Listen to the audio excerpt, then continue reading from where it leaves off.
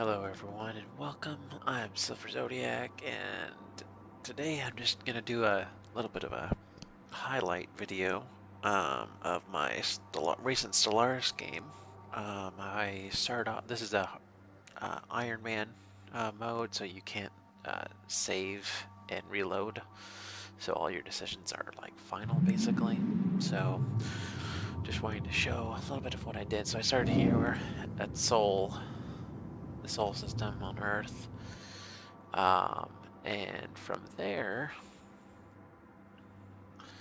we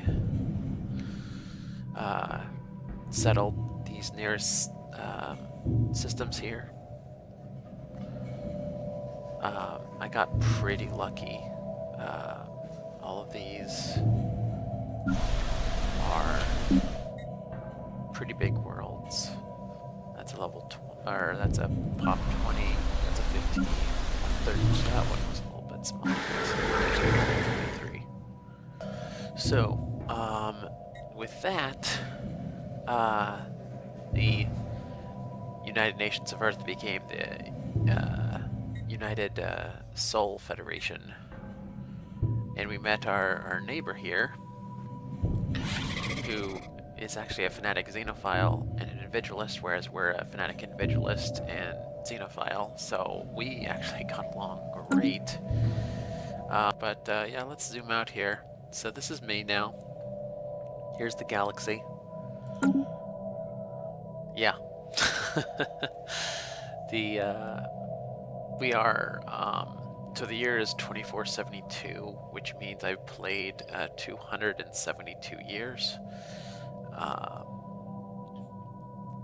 This federation that initially these guys, the Gweziborians, started and invited me to, they invited these other folks here. So our federation actually includes these guys here, the initiators here, the Pogovan League, which also includes the Combine here. They're a vassal of these guys.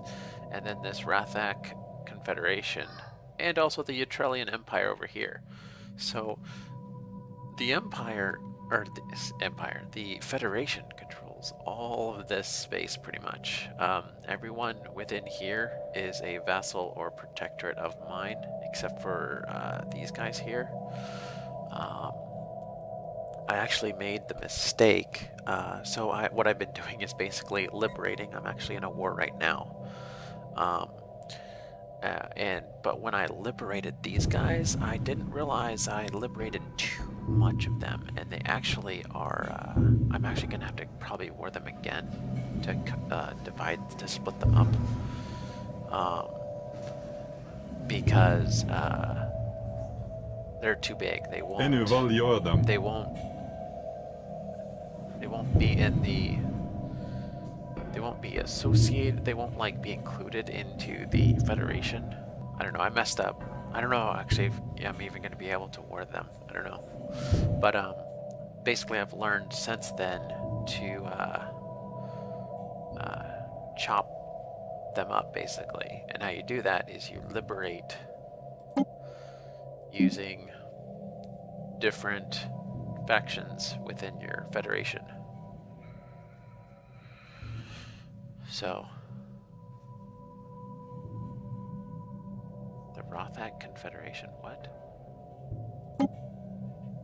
This is the Golden Compact, whatever. Anyway, so these are all the empires. We have, yeah, there's 6 of us in total, so this is actually like pretty big. But as you can see, the next biggest, the Rothaks, they have 34 planets. I have 89. So, yeah, quite a bit more. The Federation fleet, so this is our fleet capacity. They're getting a ton from me.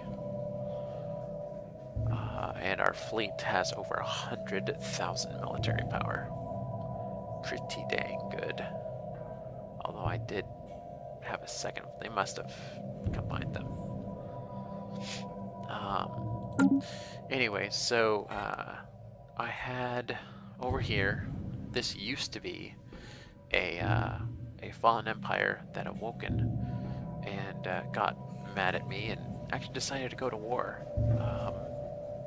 which was terrifying. I was able to basically went to war with our entire federation. Specifically, like, basically just wanted to absorb all of these guys and wanted pretty much all of this of my territory, which I wasn't okay with. And I was able to expand quite a bit early on here, because if you notice, one of the first planets I inhabited had this other species on it, the Clagians. So the Clagians are really interesting because they weren't. I had to uplift them basically, and yeah, see, so I uplifted them. They got my my ethos. When I uplifted them, I gave them adaptive, which gave them 10% to habitability. On top of that, they had this starborn modifier, which gave them extra migration speed and another 25% habitability. So altogether, they had a plus 35% to habitability. So I could literally send them to any of the like undesirable planets that I couldn't colonize. So for instance, like if you notice here on their preferences, so they prefer continental, but anything on the 20% that's actually untrue, because they actually have between this and this an extra 35, so it's actually 55% habitability, which is enough to colonize literally any planet. So these guys were a huge bonus for me. We're completely xenophile too. Like, yeah, this is our president. Not human. We are a democratic utopia, which means all of our leader skill levels get another +2. So, like, we have like pretty much all of our leaders start out 5-star now because of all of our tech. As you notice, yeah, none of my scientists are the same. Our tech, we're getting thousands of, well, 1,400 physics, almost 1,400 society, and almost 1,400 engineering. Yeah, I'm trying to think what else. We've basically not uplifted, enlightened several, and they are finally just now catching up to me, or getting up to 40% to not be a protectorate. The way protectorates work are they're a vassal, but they won't contribute to any of your wars, and they won't unless the enemy is like physically in their system, and they won't really. They benefit from your tech. They get an 80% reduction in all tech, and they don't. That doesn't stop until they become a vassal, which happens when they hit 40% of your tech. But because I've just been going nuts, because I just have so much, that's pretty much. Actually, you could see my border clear out in the middle of the galaxy. So, yeah. But yeah, so these guys awoken, went to war with us. We were able to basically kind of pick them off with little 5K fleets here and there. And then I had my fleet, which was, I believe at the time, 80,000, which if you notice now, I have 3 fleets, all above 80,000. And we'll take a look at my ships in a little bit here. But yeah, we were able to. I was able to pick fights with them here and there, and then retreat immediately. When I retreated, I was able to kind of draw them out because, again, so they were dominating us, but we were able to kind of poke them in different, like they only had 3 fleets and we had like 7, so we were coming at them from all these different angles. And so when they would leave, I would bring in a science vessel real quick to do research, and I was able to unlock some of their tech. We were able to basically keep it at a standstill, and after, it was a long time, after like, it was probably like at least 30 years, they finally gave white peace, and then I was able to go crazy on tech and build up and basically get on even footing. The second war pretty much split them up, and I had one last war basically to kind of finish them off. So I'll be integrating them as soon as I can. Really cool though. So we have the preserve here now, which is a Gaia world, which we actually sent a pop to way back in the day. So yeah, we've got this this Gaia, this pop 20 Gaia. We've got don't think there's anything special about that one. Eventually we will have their home system, which this is it. We have Cradle, Brother, Mother, around Skyfather here. All of these are Gaia worlds, which they will be ours. This one is a Pop 20, Pop 10, and a Pop 12. That's interesting. Sister. I didn't even notice that before. This cracked open planet. Huh. Interesting. Anyways. Other interesting thing, which I've told a couple of the other Pixel Sharks. This system here. That's a lot of worlds, if you notice. There are 13 worlds there. There's a total pop of around 179. They all were originally tomb worlds. I am in the process of terraforming, as you can see, the top 2, the big ones, the 30 pop, which I didn't even know was a thing above like 25. In fact, like, yeah, it's insane. If we look at one of these 30 pop ones, so like this is one of the continental ones, it's 30 pop. I am sending a colony ship right now. But if we look at the surface here, 30 pop, cool. Wait a minute. I can do math. This is 5. This is 5. 5 times 5 is 25. So where are the extra 5 population? Is that a thing? I'm really confused.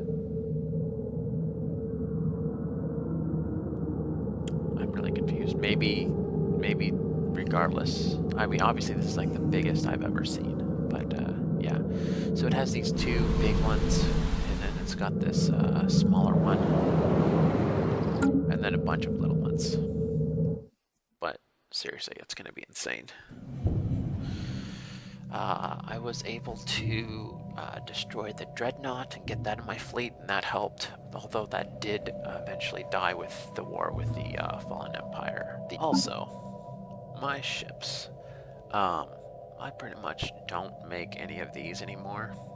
I have noticed, though, like with the, I initially got torpedoes and was really excited about it, but then I realized you can't get them on the destroyer, which kind of limits their purpose. You can get them on a cruiser though, which is decent, but yeah, it's not, I don't know, it's not optimal. For battleships, I have the best, the Gauss cannon, I have the best plasma cannon, and I have, each of these 3 has a different super weapon, basically. Here we have the Tachyon Lance. I've got the side jump drive, the precognitive interface. Both of these you can get from psionic stuff. And it's kind of, I don't know, I prefer it because it's more chance to hit, better tracking, less weapon damage than the advanced combat computer, but yeah, it's better to hit things than miss. We've got the impulse thrusters and the tachyon sensors. We have the hyper shields and 0-point reactors, which are the best. We have large neutronium armor. Oh my gosh, wait a minute. Do we not have? Interesting. I guess I never got the... That's interesting. So we also have a regenerative hull, which means we heal constantly.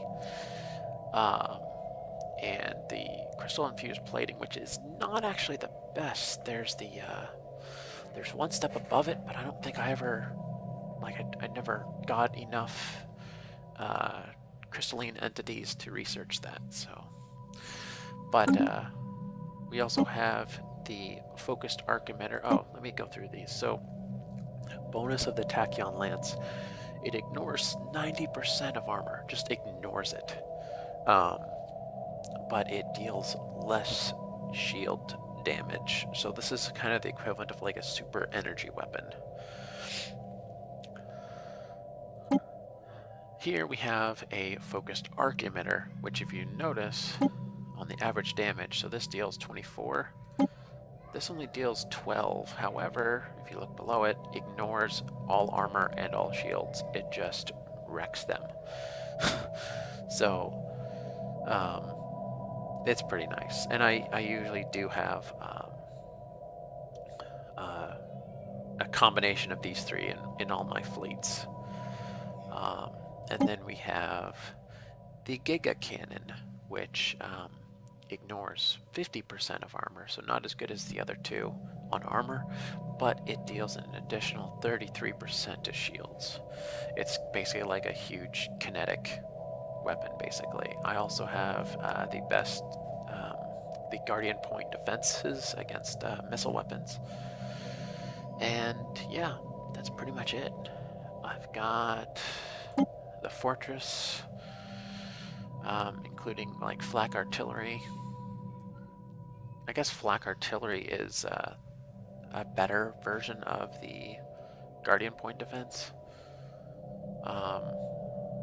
But yeah, it's mainly just for like these guys. I don't have a problem anywhere else really. So I have up to 1900 naval capacity. I have lots of doctrine. I have 5 of the doctrine researched. I do get a minus 20% due to Federation. That will always happen.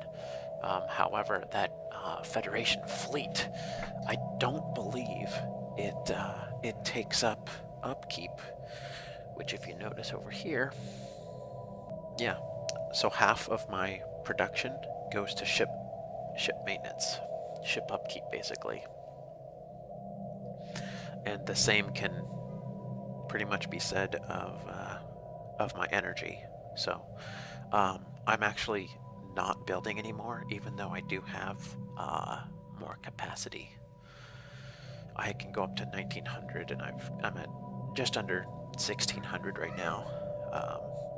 I do have a main base here, Hanem, which has the crew quarters and the engineering bay to reduce that ship upkeep. So during peacetime, I'll leave my fleets there. It's kind of central as well, so it's easy to get, especially with the jump drives. Let's see. Yeah, you'll notice, like in this war right now, I have my first fleet is staying there, because if I leave there, I will start going negative on energy, and I don't want to do that. I'm also negative on influence just because I've been staying pretty low. I have lots of factions as well, which is really annoying, but it's not too bad. I'm currently integrating one of my vassals, and that's why I'm at negative. But took out these guys, which they were another fallen empire. These guys were the, I'm in a war with them right now, actually, because again, I made the mistake of just converting all of them, and then they're like, we don't want anything to do with you. So now and they also allied themselves with these guys, which I'm going to finish eating up, and the Hythians, which originally, like literally, they were clear out to here, but I've been eating them up, along with the Etrelians over here.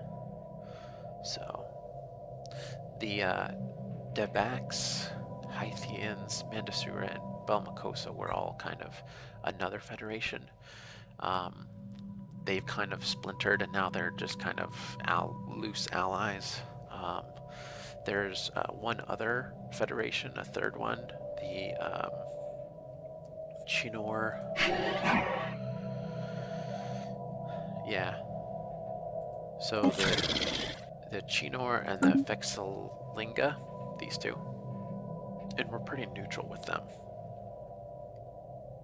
For now. I think we'll be fine eating these guys up. I don't know if these guys are actually allied with them. They are not. They don't like us.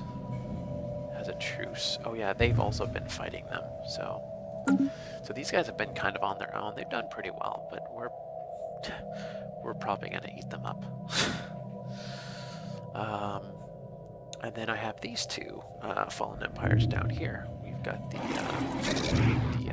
Holy Guardians, which they... Oh yeah, we desecrated a tomb world. Ooh. I never got that. So, in case you didn't know, with the spiritualist fallen empires, so there's usually one or two, and I forget which. Yeah, I think this was one of them. So this used to be like Prophet's Retreat or Pristine Jewel or something. It's a Gaia world of 25 pop. It's insane. So they probably pissed them off, but I think they've gotten over it now. I don't know. They're in Federation with us, so we can crush them if we need to. But that's the way you... Wait, what? Are you serious? You are seriously sitting on all those planets. Gaia planets. Jeez, okay. Well... all these Gaia worlds over here. I might have to kill these guys just cuz. I eventually will. We've also got the materialists.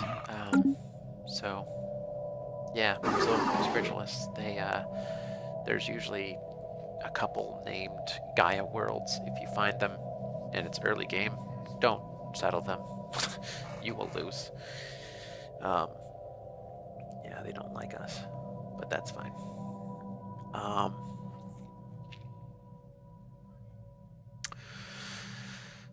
So I guess the other way to piss them off is to either colonize or... No, it's probably from my colonization, because I was able to get robots and droids, and I was able to colonize this tomb world, which, if you notice, has pretty good habitability because of several techs I've gotten. It is possible to have decent, like, habitability. 60% for these guys. Not bad. But mostly it was all droids over here. That's interesting. We can't remove that. Huh.